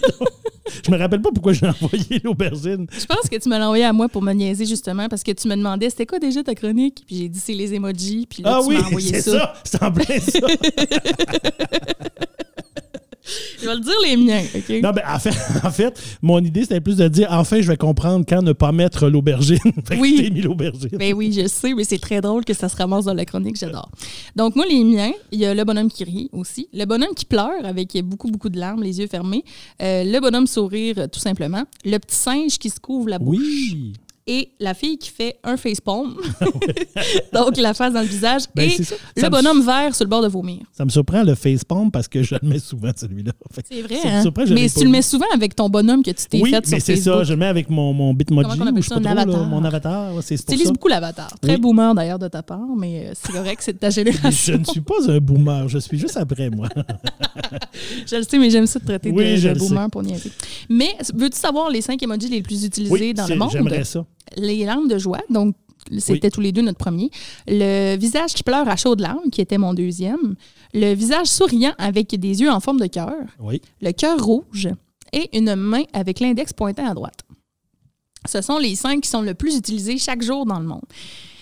Donc, les emojis qui ont été inventés au Japon ont beaucoup de symboliques japonaises. D'ailleurs, la nourriture, surtout au début, là, on a ajouté beaucoup de choses depuis. À chaque année, on ajoute des nouveaux emojis, mais au début, c'était beaucoup de la nourriture traditionnelle japonaise, des sushis, des ramen, des desserts japonais. Et il y a beaucoup aussi de symboles que nous, qu'on connaît peut-être pas. Je vais t'en parler un petit peu tantôt, mais juste avant, sais-tu comment il existe d'emojis en ce moment dans le monde? Écoute, un approximatif? Ouais. 1000. Non, plus. 2000. Plus. 10 000. 3000. 3000? Oui, il y aurait 3000 emojis en ce moment et paraît-il qu'on n'aura jamais fini avec les emojis, que ça va être à l'infini. On va en ajouter à chaque année. On n'aura jamais terminé. Puis tout ne peut pas devenir un emoji. Hein. Je pense qu'il y a comme un comité de sélection d'emojis où je ne sais pas trop, il y a quelque chose qui se passe pour dire que ça devient un emoji, puis ça n'en est pas un ou quelque chose comme ça. Il faut que ça ait quand même rapport un peu avec que tout le monde veut l'utiliser. Si c'est quelque chose de très précis, par exemple, qu'il y a un seul métier qui l'utilise ou c'est pas très vendeur de mettre ça dans les emojis. Et aussi, les emojis, bon, il y en existe environ 3000, mais ils sont différents de plateforme en plateforme. Ça, c'est pas tout le monde qui sait ça. Par exemple, je sais pas c'est quoi ton téléphone. As-tu un iPhone, toi? Oui, ouais, iPhone. Moi aussi.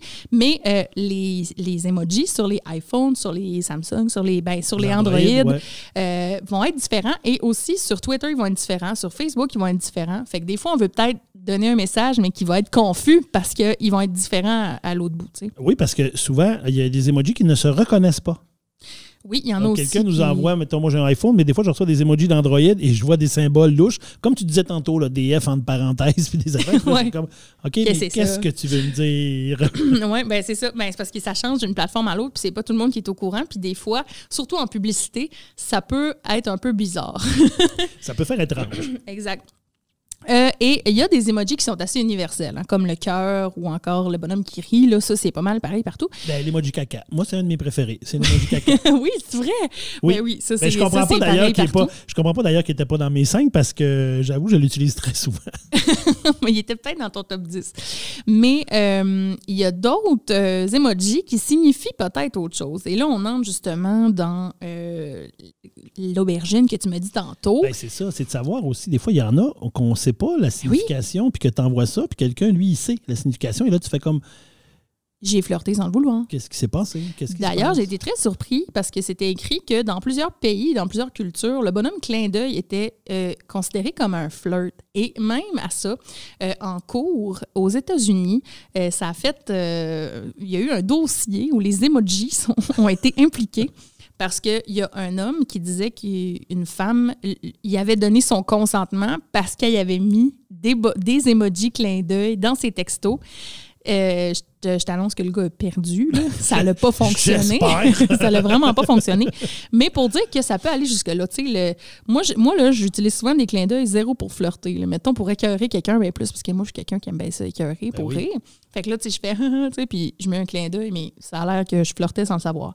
Et il y a aussi... Je t'annonce que je flirte aussi souvent sans le savoir. C'est mon deuxième plus populaire. Tu vois, c'est ça.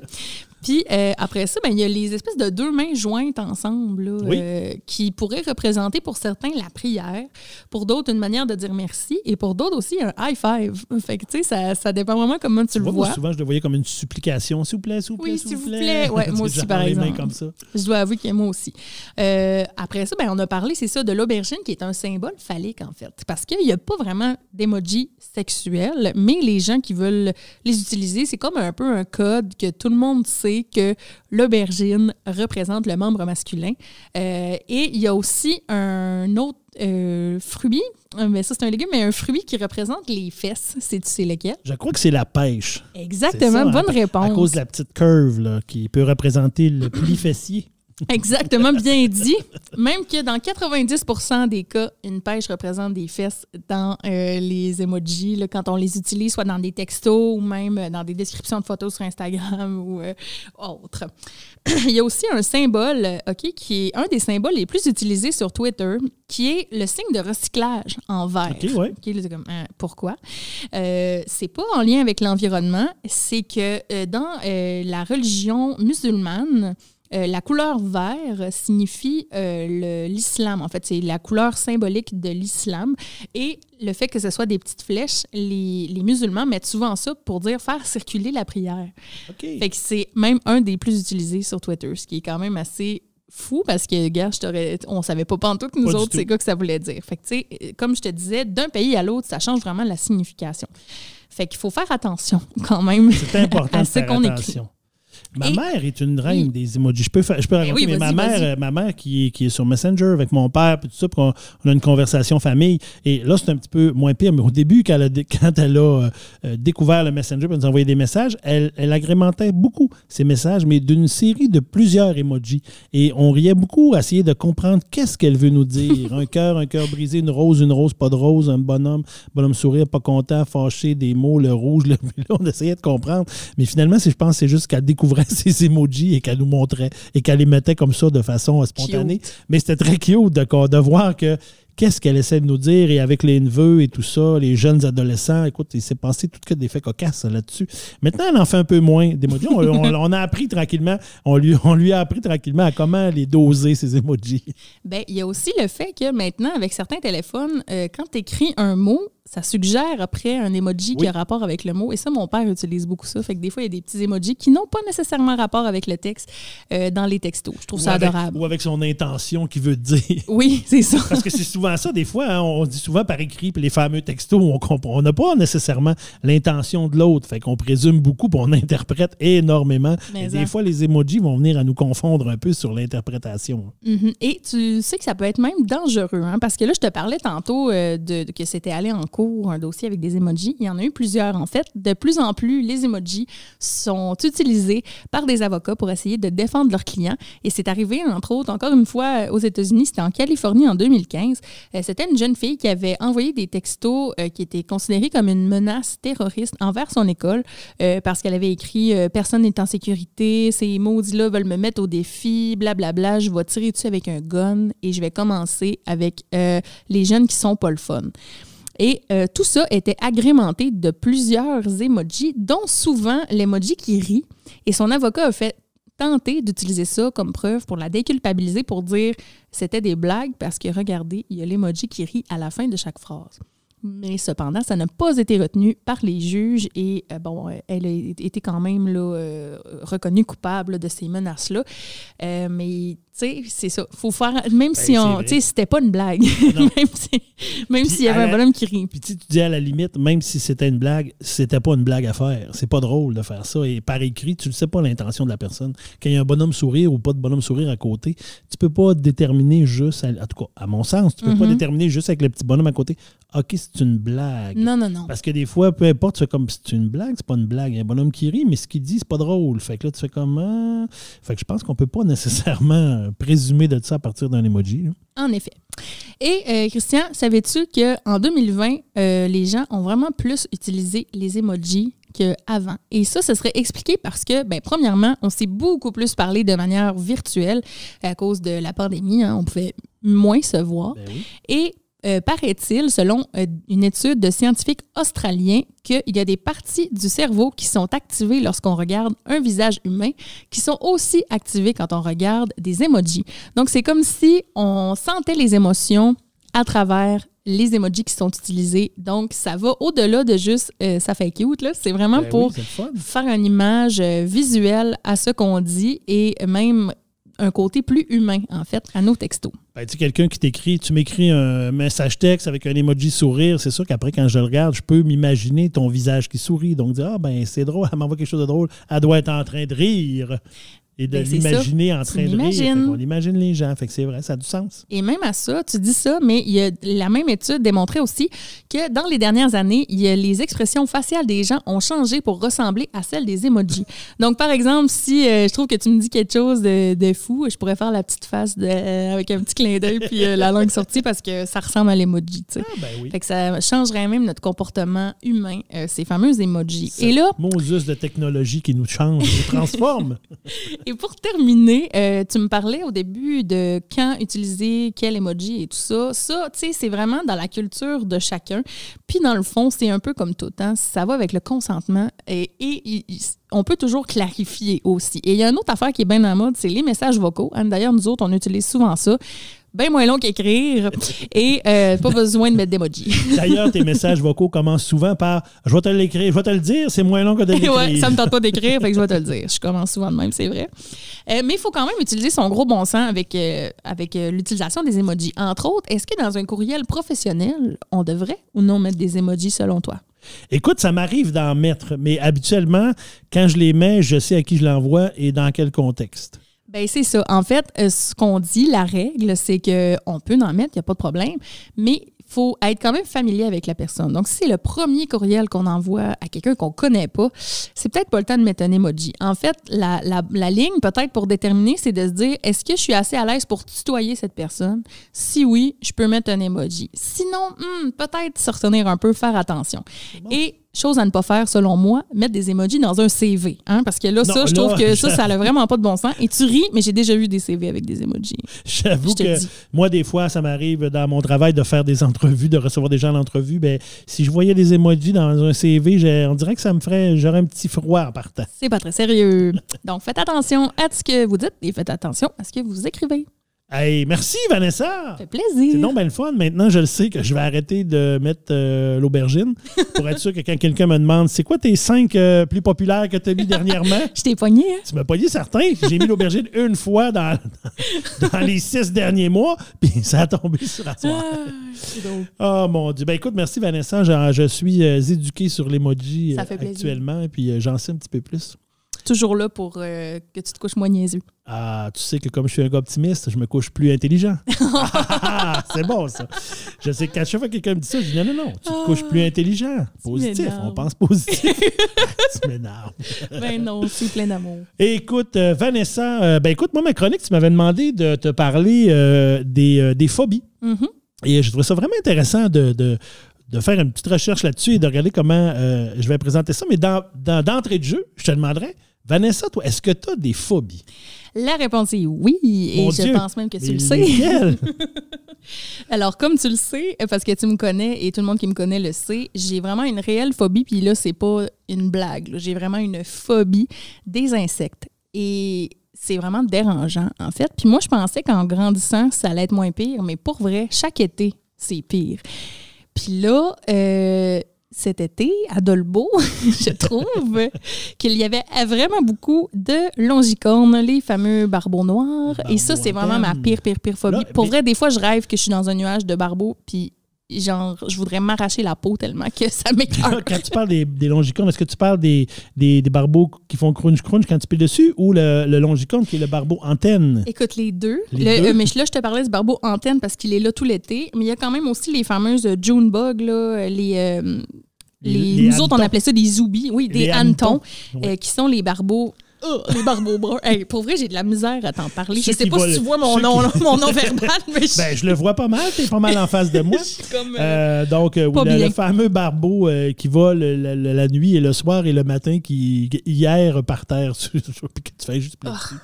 Écoute, j'ai déjà évité de rentrer dans mon appartement pendant 24 heures parce qu'il y avait une libellule sur ma porte. Il a fallu que ma collègue de l'époque, je la salue si elle écoute, Marie Lemoine, merci encore, vienne chez nous après la job et qu'elle enlève la libellule pour que je puisse rentrer chez moi. Marie, cette femme toute pleine de courage que je connais aussi d'ailleurs. Oui. J'imagine Marie venir enlever une libellule. Ça devait être assez cocasse. Mais en fait, on dit « Ah, c'est drôle », mais elle riait même pas parce qu'elle était comme « C'est triste dans le fond. Oui. C'est pas drôle, là, tu sais. Mettons là, que quelqu'un veut me faire une joke, elle a peur des bébites, moi, tirer une sauterelle. Je m'excuse, mais je parlerai plus à cette personne-là. C'est même pas une joke. Fait que si tu m'as amené une bébite là, pour que je confonde ma phobie, je te jure, j'arrête le podcast. J'ai rien apporté. Bon, là, c'est la phobie qui parle. Dans le dernier épisode, j'ai apporté des piments, puis on s'en rappelle encore. Fait que là, j'ai rien apporté.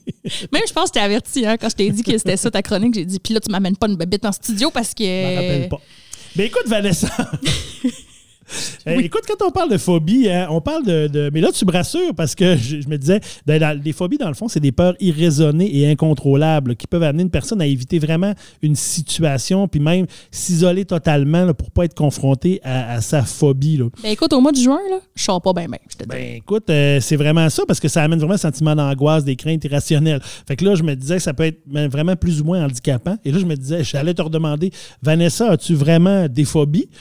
Mais là, avec tout ce que tu viens de dire, j'ai quasiment l'impression que... Oui. Mais c'est vraiment une vraie phobie, là, pour vrai. Mais d'ailleurs, j'aimerais, s'il y a quelqu'un qui m'entend qui pense qu'ils peuvent m'aider par l'hypnose ou quoi que ce soit, je veux faire une démarche, je veux me débarrasser de ça. On va voir, peut-être que je vais parler de traitement tantôt au niveau des phobies. Mais écoute, les manifestations souvent des phobies, l'émotion, en fait, qui sous-tend la phobie, c'est la peur. Donc, dans nos peurs, dans nos émotions de base qu'on parlait tantôt, mais la crainte, la peur, donc c'est vraiment ça. Et la peur, c'est probablement une des émotions les plus anciennes. Puis on a juste à penser à l'effet que ça pouvait faire à l'époque de se retrouver devant un T-Rex. D'après moi, ça devait faire un petit peu peur. Parce probablement. Que, tu sais, on s'entend, ça va provoquer souvent des tremblements, une augmentation du rythme cardiaque, un écarquillement des yeux, la respiration va être perturbée. Et il y a vraiment une sécrétion d'adrénaline qui est l'hormone de la peur. Donc, vraiment, l'adrénaline qui va souvent, s'il faut fuir, comme on dit tantôt, ben, l'adrénaline va nous aider à fuir. Des fois, on va se dire, comment j'ai donc bien couru vite. Ben oui, je cours pas vite de même d'habitude, mais là, l'adrénaline a embarqué, puis viung, on s'est éloigné. Genre moi qui vois un barbeau. Genre toi qui vois un barbeau. Oui. Et ça peut aussi, on peut pousser un cri, et ça peut même aller jusqu'à une paralysie momentanée, des fois partielle, puis même complète. Ça peut aussi aller jusqu'à des pertes de conscience, des vertiges, de la nausée, des diarrhées, des troubles gastro-intestinaux. Bon, là, je me suis dit, j'essayais de voir je me disais, il n'y a rien de pire que se sauver d'un barbeau puis faire un petit caca dans ses culottes. Mais je pense que là, c'est deux choses. Et écoute, ça peut même provoquer la peur, des phobies, des peurs intenses. Ça peut même provoquer la perte des cheveux pigmentés, laissant juste les cheveux blancs. Et ça, c'est le syndrome de Marie-Antoinette d'Autriche, qui, elle, quelques heures, là, dans le fond, en quelques heures, a perdu complètement ses cheveux pigmentés. Il y a eu un blanchiment de ses cheveux. Et c'est arrivé la veille, elle a été atteinte de ce syndrome-là la veille de son exécution. Donc, on sait qu'elle a été exécutée. Et puis, la veille de son exécution, elle serait devenue complètement les cheveux blancs. Et c'est ce qu'on appelle le syndrome de Marie-Antoinette d'Autriche. Mais ça serait vraiment provoqué par la peur. Une peur assez intense, ça peut provoquer ça. Sais-tu que moi, je suis née avec une couette blanche? Ben voilà. Quand j'étais un bébé, quand je suis sortie du ventre de ma mère, j'avais tous les cheveux noirs, mais j'avais une grosse couette blanche dans le cou. Je l'ai perdue avec le temps. Dans le cou? Oui, elle était là. En arrière, OK. Ben, dans le nuque, là. Dans le cou. Non, mais je te voyais avec une petite touffe de poil en avant, j'avais toute qu'une touffe de cheveux. Non. En arrière, dans le nuque. D'accord. Et dans le fond, ce qui peut causer, puis ça peut t'aider dans ton processus avec les insectes. Hein. Ce qui cause les phobies, souvent, souvent, ça va être un traumatisme. Tu sais, les gens vont être traumatisés. Exemple, quelqu'un qui va s'être retrouvé dans un endroit clos, qui va être pris quelque part, qui ne peut pas s'en sortir, ben là, peut développer la phobie, la claustrophobie, dans le fond, des endroits clos. Il y a souvent aussi un facteur génétique. Donc, souvent, il y a de l'anxiété qui va être présente dans plusieurs membres d'une même famille. Puis des fois, cette anxiété-là va souvent ou peut souvent évoluer en phobie. Donc, des fois, quand on a vraiment de l'anxiété, des peurs de certaines choses, bien, à la longue, ça peut faire en sorte que ça développe des phobies. Puis aussi, ça peut arriver par apprentissage. Donc, un enfant qui peut voir ses parents avoir des peurs de quelque chose, tu sais, peur des orages, peur des souris, tout ça, bien, il va grandir avec ça, avec l'idée que c'est dangereux et tout ça, donc possiblement peut développer aussi la même phobie. Puis souvent, sans savoir pourquoi, parce que son référent, c'est que son parent avait peur de ça. Donc, si mon père ou ma mère a peur, c'est épeurant. Oui, je comprends. Mais comme ma grande sœur, je pense qu'elle avait vraiment peur quand on était plus jeune. Puis je pense que ça m'a comme un peu appris cette peur-là, si tu veux, mais sauf que moi, ça s'est vraiment amplifié avec le temps, puis elle, beaucoup moins. Là. Tu sais, elle est capable quand même d'enlever un barbeau si elle en a un sur la tête. Moi, coupez-moi la tête. Je veux dire, c'est beaucoup plus critique. Écoute, j'ai déjà eu un barbeau dans le cou lors de mon déménagement, et il y avait plein de monde, et j'ai tellement crié que j'ai perdu la voix. Ben, voyons. Et il y a plein de gens qui sont sortis de leur maison parce qu'ils pensaient qu'il y avait un enfant qui s'était fait écraser dans la rue. Et après, parce que là, mon ami me l'a enlevé du coup, j'ai fait une crise d'hyperventilation. Puis après ça, j'étais brûlée. Il aurait fallu que je dorme toute la journée. Ben écoute, c'est vraiment une vraie manifestation. C'est une vraie phobie, de peur, là. Oui.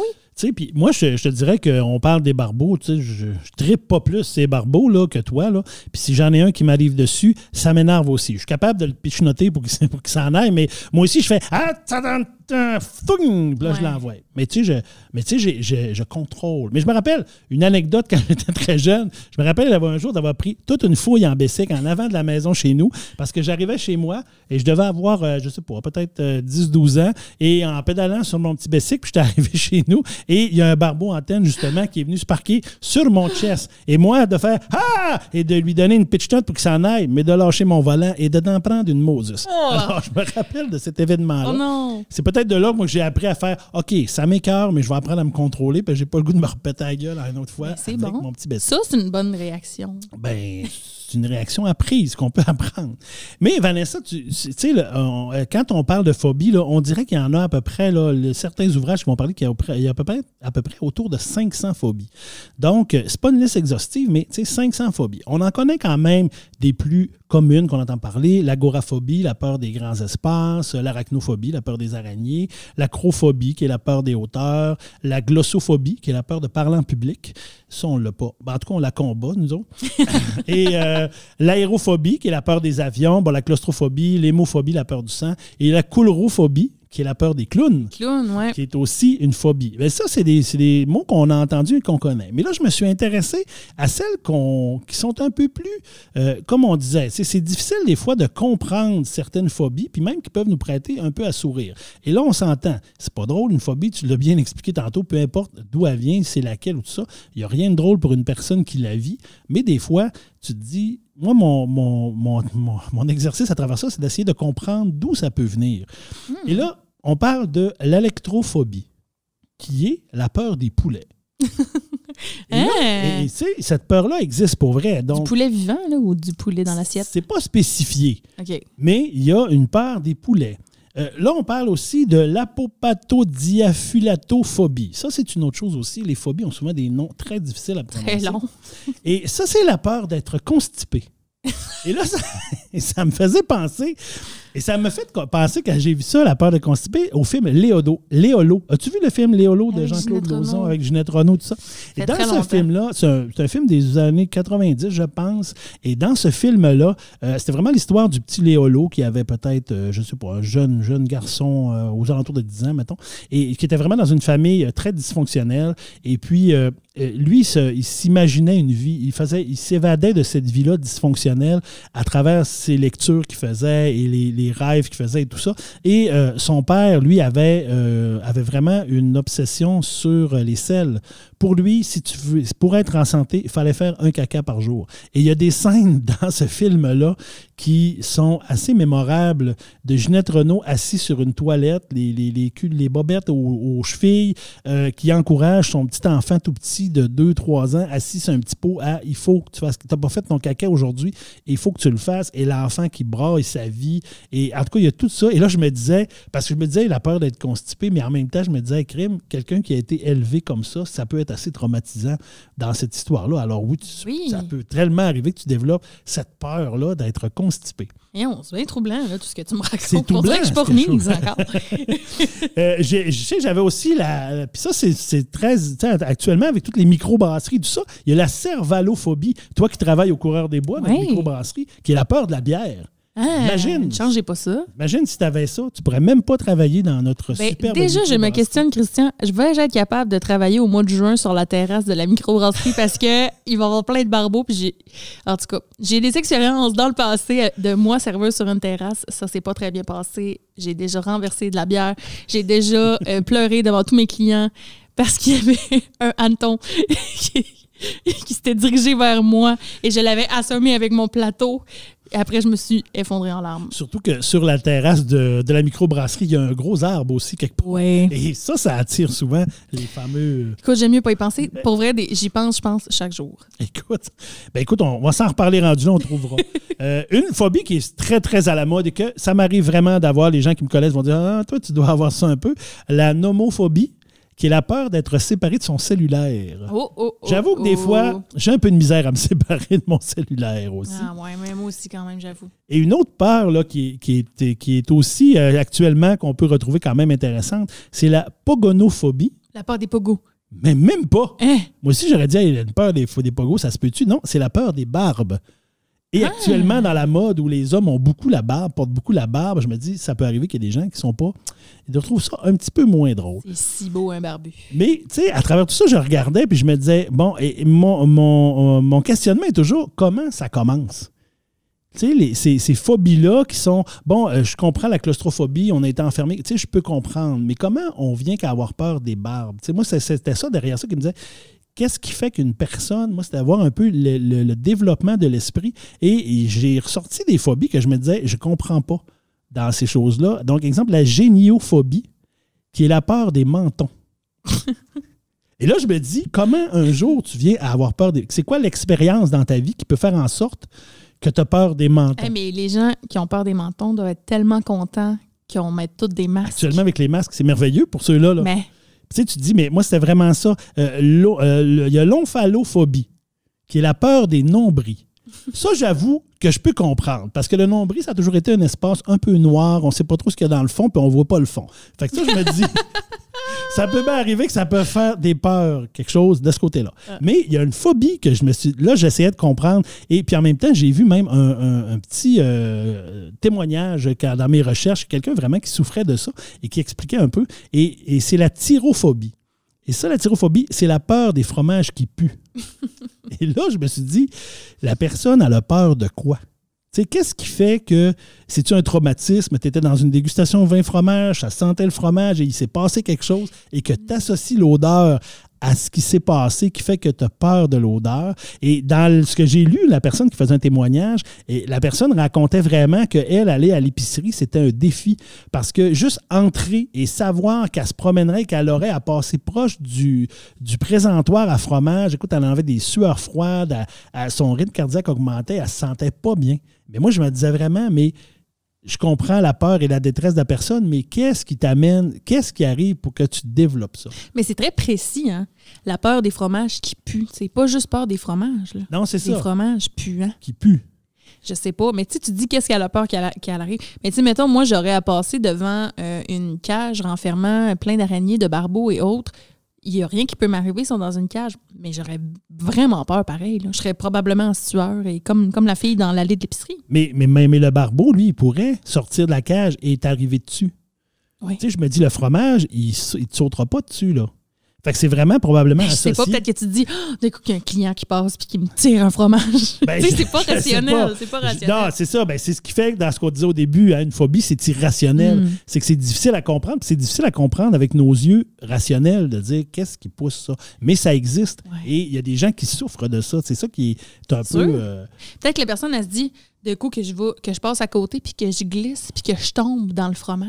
Sûrement une expérience de ta vie qui te ramène à quelque chose de ça, probablement, qui fait en sorte que tu as peur. Et là, le prochain bout, Vanessa, je me suis amusé un peu. Okay. Là, je me suis dit, OK, je comprends, c'est triste, puis on ne veut pas rire des personnes qui souffrent de ça, mais je me suis mis à faire des combos. Ben, je me suis dit, tu sais, qu'est-ce qui arrive si dans la vie, tu as la bananophobie?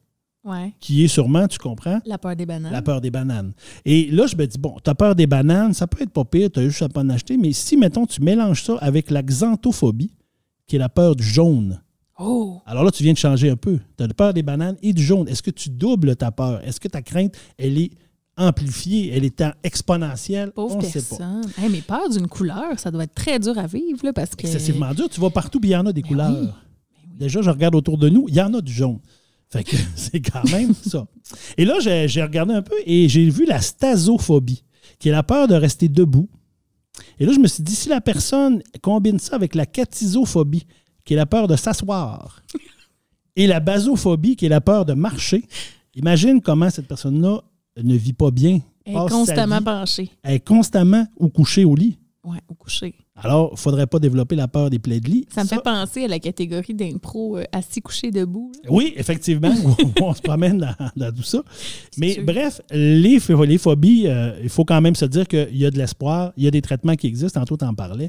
Donc, il y a le traitement cognitivo-comportemental là, qui consiste à une exposition graduelle. Tu sais, tantôt quand tu disais, s'ils sont dans une cage, je vais avoir peur pareil, mais tu sais, il y a des thérapies qui existent vraiment d'exposition graduelle. Mais tu sais que j'ai déjà pris une tarentule dans mes mains. Malgré ma grande phobie. Ben c'est ça. Dans le fond, dans des environnements contrôlés, donc souvent, on va apprendre à combattre et à vaincre cette peur-là. Il y a des thérapies qui sont plus analytiques. Donc ça, c'est de découvrir c'est quoi le déclencheur. Qu'est-ce qui a provoqué ça? Analyser pourquoi j'ai peur de ça. Trouver la raison et la cause et probablement pour aider à aller mieux de ce côté-là. Il y a la thérapie aussi en réalité virtuelle. Donc, en réalité virtuelle, on le sait, hein, donc tu es capable de le mettre, tu es capable d'être exposé à des choses, mais comme tu sais qu'ils ne sont pas là pour vrai, bien, s'il y a des thérapies qui existent là-dessus. Oh, je viens d'y penser, j'ai des frissons, je pense que je ne serais pas capable. Ben là, c'est toi qui m'as demandé de parler de ça. Et il y a l'intégration, il y a la thérapie qu'on appelle l'intégration neuro-émotionnelle par le mouvement oculaire, le High Movement Desensitization and Reprocessing. Et ça, c'est vraiment une thérapie où la personne, on lui demande de s'imaginer dans la situation avec la cause de l'objet qui cause la peur et après, on l'a fait pendant ce temps-là, regarder un objet qui oscille. Je n'ai pas fouillé trop exactement pour comprendre. C'est un peu comme de l'hypnose. Ça probablement que ça a un lien avec ça, mais ça reprogramme un peu la peur dans ton cerveau et tout ça. Pour les ça, j'aimerais ça. Si vous connaissez quelqu'un dans la région du Saguenay-Lac-Saint-Jean qui fait ça. Le là, EMDR. Je veux faire Eye ça. Movement Desensitization and Reprocessing. Écrivez-moi. Écrivez-nous dans le chat. Pas dans le chat, dans la discussion. Dans le sur chat. Facebook. Et je termine, Vanessa, avec des phobies provoquées par le confinement. Parce que tu sais qu'on a été confinés dans la dernière année. Oh oui. Et il y a toute cette pandémie-là. Et il y a des études qui tendent à démontrer qu'il y a certaines phobies qui risquent d'apparaître ou de tout ça. Et j'avouerai que en lisant ça, je me suis reconnu dans plusieurs choses. Donc, il y a la phobie qui est l'éphacallarophobie. L'éphacallarophobie, donc qui est la peur des calendriers et des agendas. Et moi qui est un gars super occupé normalement, qui fait plein de choses, là depuis un an, on fait pas mal rien. Donc, le podcast, c'est à peu près tout ce qu'on fait. Et je m'aperçois que des fois, de me retrouver dans un horaire, c'est plus difficile. Puis je me dis même, après la pandémie, quand on va recommencer, on dirait que je vais avoir de la misère à revenir dans le rythme que j'avais, comme si ça faisait peur, étant donné que j'ai bien apprécié mon année. Moi aussi, vraiment, je me reconnais aussi. Et il y a aussi l'aérophobie. Et l'aérophobie, ça, je suis consciemment d'accord avec ça. C'est la peur des courants d'air. Et Vanessa, je te dirais, encore aujourd'hui, moi, ça m'est arrivé. Qui n'a pas retenu son souffle en croisant une personne? Oh, je vais passer dans ton 2 mètres et hop, on retient notre souffle. OK, dans ce sens-là. Ben oui, arrête de respirer. Alors, le souffle des autres, on développe cette peur-là parce que, mon Dieu, on a tellement entendu que ça se transmettait par les gouttelettes et tout ça. Et une autre peur que je me suis senti, puis encore en fin de semaine dernière, ça m'est arrivé, l'aphénophosmophobie, qui est la peur d'être touché. Et ça, j'écoute encore en fin de semaine, moi, j'ai développé ça. Moi, j'étais un gars, toucher les gens quand je leur parle, donner une bine, n'importe quoi. Tu sais, moi, c'est quelque chose que je faisais dans ma vie. Et là, je m'aperçois que je trouve ça difficile. Puis en fin de semaine, j'étais à l'épicerie. Je croise quelqu'un qui ça fait longtemps que je n'ai pas vu m'amener à rouler à l'envers dans l'allée. Et puis moi, comme je la connais, je me permets de lui dire, moi, les gens qui sont à l'envers des flèches, je les juge.